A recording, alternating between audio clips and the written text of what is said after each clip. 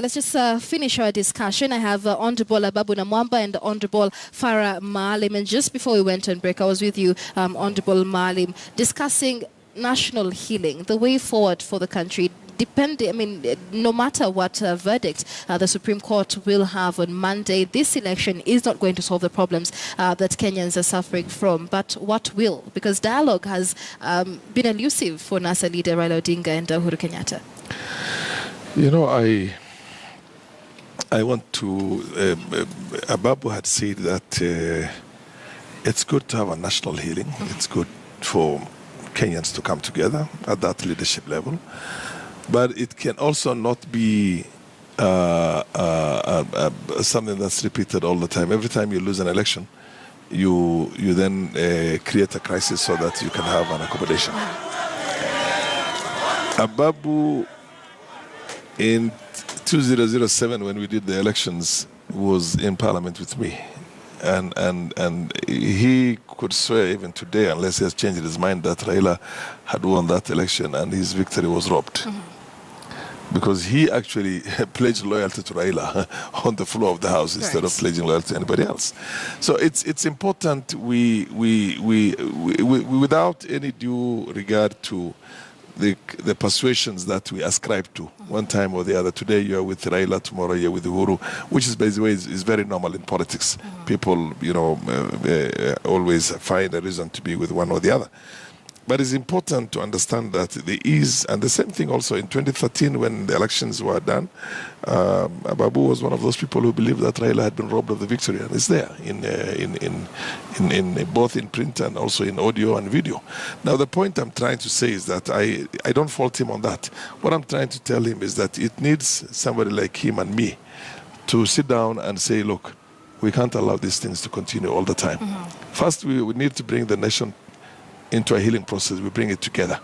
And once we have brought it together, then let's say no more stolen elections. We have systems in place that will make sure that we do not have that. In addition to it, we have a problem in the political dispensation we have in the country right now, thanks to our own constitution, which is you have an executive president.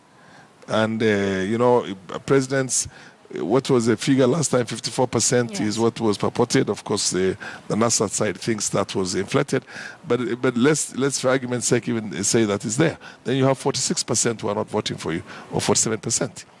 When winner takes all, 100% of the power in the country and the resources and everything else, it is concentrated in the hands of somebody who has won with probably less than 1%. Take in 2013, it was less than 1%. Am I right? Right. It was less than 1%. Then you have a problem. You have a serious problem. Then you have the rest of the country just being basically the way you used to have in the monarchies of Britain, subjects, and you have the royalty and you have the nobility here, and then you look at the manner in which jobs are dished away, the manner in which development is, projects and programs are done, and this is all our taxpayers' money. Right. You understand my point? Now we need to have a system that essentially is foolproof, so that the winner is the winner, and a system that essentially does accommodate. If you wield the 25% of the popular support in this country, ideally you should have 25% of the power, which is there. And that's why I think we need a parliamentary system, and I'm sure Ababu will agree with me on that. All right. More than anything else. All right. So let's wind up on this one, Honorable Ababu. Is this something that we need to be discussing? Winner takes all seems to be the root of a lot of problems in Kenya's elections. First of all, let me say that I have never been one person who runs away from my history. And I am certainly not ashamed of any position, any political position I have taken previously. The 2007 election was controversial. Even Justice Kriegler, when he did the audit that was done under the Kofi Annan framework, returned a verdict that on the basis of what he could see, it was impossible for him to tell who won that election.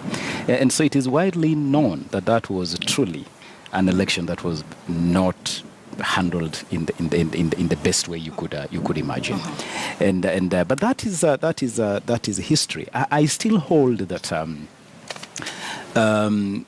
it cannot be that every time one loses an election, then it becomes a crisis, because The reason why we have constitutions is so that we do not hack each other to death when we disagree.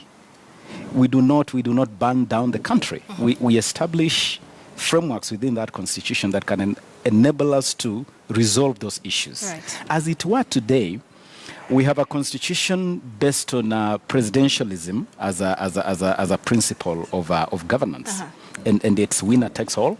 We negotiated this constitution for long, Michelle. I had the privilege, together with Honorable Abdikadir Mohammed, I had the privilege of co-chairing the parliamentary committee that had the responsibility to sort of negotiate the political deal over this constitution. And it was not an easy exercise. Ultimately, we struck the deal to have what we have today. Kenyans endorsed this constitution massively by 2/3. Right. 65% of Kenyans voted for this constitution. Now, this is what we have. This is what we have. If Kenyans want a conversation to take a fresh look at this constitution, then we should have that conversation. Right. That's what democracy is all about. Like I gave you the example of the US.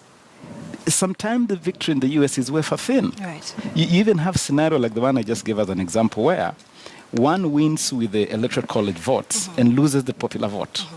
But no one calls it a crisis. Why doesn't anybody call it a crisis? Because that is what the Constitution has enacted. Right. So we cannot, and I insist on this, we cannot have a scenario in this country that what the Constitution has given us, what the Constitution has ordained, when it doesn't favor you, then it's a crisis. It can't be. But of course, Babu Namwamba, we have to take into consideration the context in the Yes, United States and the context of things in Kenya. Would you agree with Honorable Maalim that a parliamentary system... The context as it were, it can't be that if Maraga rules in your favor, then it is okay. Then it is okay. No, you see the problem. Then if Maraga, before even Maraga rules on this second case, you're already crown foul. But it's been like this since 1992. Then it has got to stop. Yes, because you see, the biggest problem is that there is no electoral justice in here.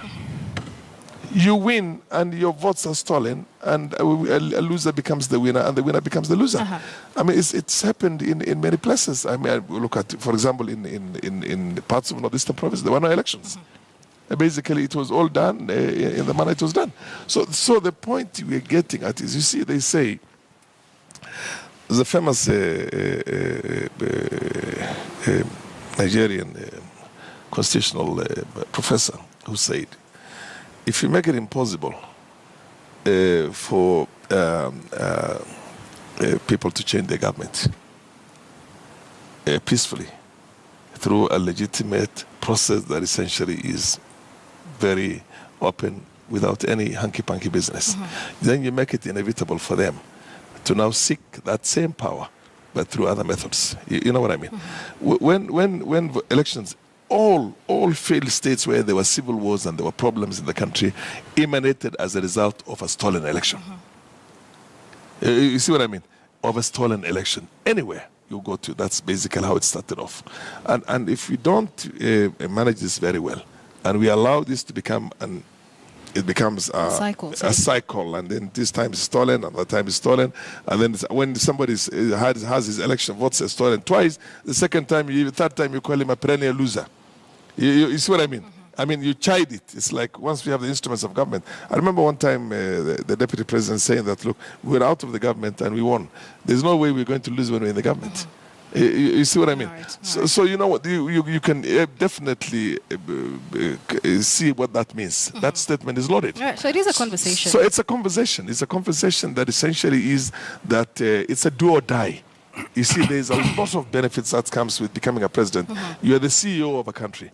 You can send resources wherever you want. You can appoint people wherever you want. Right. You can serve others the way you want. You know what I mean? You can concentrate development programs and projects. This business of saying that, oh, that's no longer the case because you have devolved. You have only devolved 15% of the ordinary revenue. There's 85% that's maintained in the center. Maalim, we have to wind up now. Let me give you your final comments very briefly on the pictures live on our screens this morning. A lot of activity in the routes leading up to the Jomo Kenyatta International Airport. You, Honorable Maalim, will be one of the leaders at the Jomo Kenyatta International Airport today. Very briefly, what are you going to be doing there?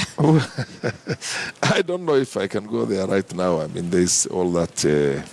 I can see there's a powerful police presence in there, and it looks like there's a lot of mayhem going on there.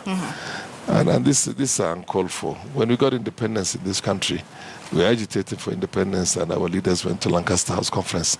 They were seen off by Kenyans. All right. When we were seen as a second-class citizens by the white colonials that time, and they were allowed again to come back and be received by their people. And all the time, the government, what do you call, government of the British colonial government, provided security for those people. So I can see you are giving, a life or a lease to this kind of things. But the government, when you keep on running around with them, just allow the people to go there. To do that. All right. So that's the live pictures there. Thank you so much for joining us for this conversation. Even as we wait on the verdict of the Supreme Court, Honorable Namwamba, of course, has been here. Unfortunately, we will not give you closing comments because we're out of time.